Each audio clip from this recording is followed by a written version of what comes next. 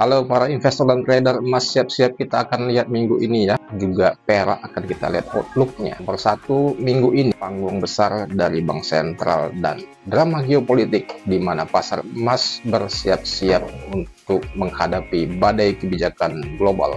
Investor di seluruh dunia sedang menahan nafas menunggu hasil rapat dari 3 bank sentral.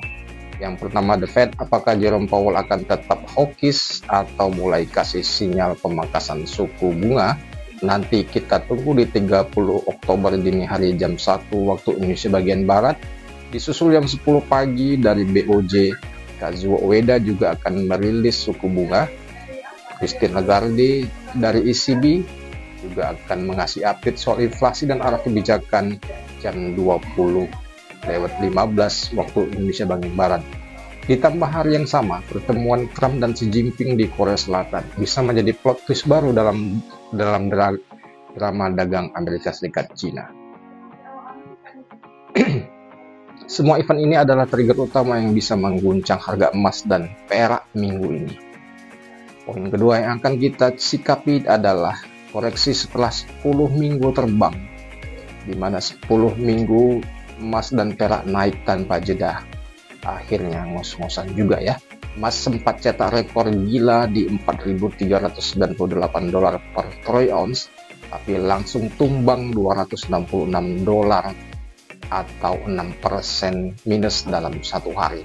Dan ini penurunan harian terbesar dalam lebih dari 10 tahun terakhir ini. Penurunan ini lebih ke arah teknikal karena harga gagal bertahan di atas level 4.300 dan investor buru-buru ambil untung setelah rally panjang. Kenapa emas bisa anjlok? Ada 3 faktor utama yang akan aku kupas hari ini. Yang pertama, adanya profit taking, banyak trader dan fund manager besar yang panen duluan. Kedua, optimisme dagang, adanya sinyal mencairnya tensi antara Amerika Serikat dengan China dan India dengan Amerika Serikat bikin investor pindah ke aset berisiko di pasar modal.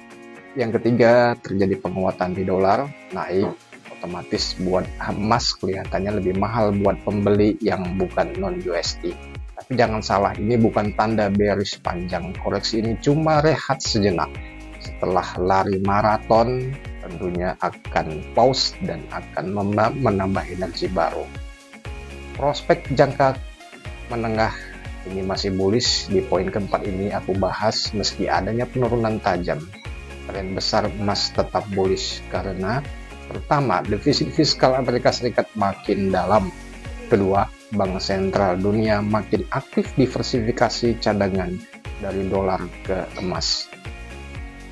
Yang ketiga, ketegangan geopolitik masih tinggi.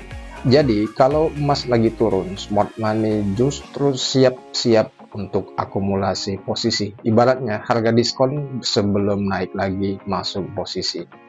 Yang kelima, kita akan bahas silver ini juga kena imbasnya penurunan yang cukup tajam seperti emas.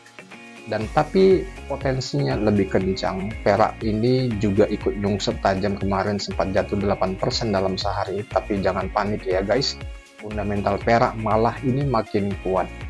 Karena adanya permintaan dari industri, sektor solar panel solar maksud aku, dan kendaraan listrik akan terus didorong dan mendorong harga perak dalam 8-12 bulan ke depan.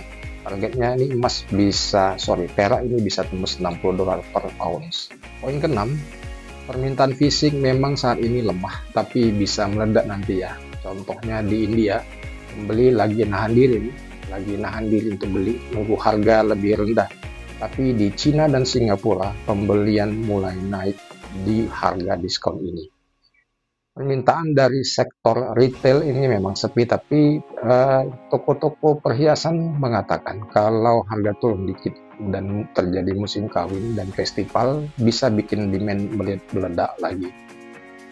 Kesimpulannya, poin ke-7, minggu ini bakal panas.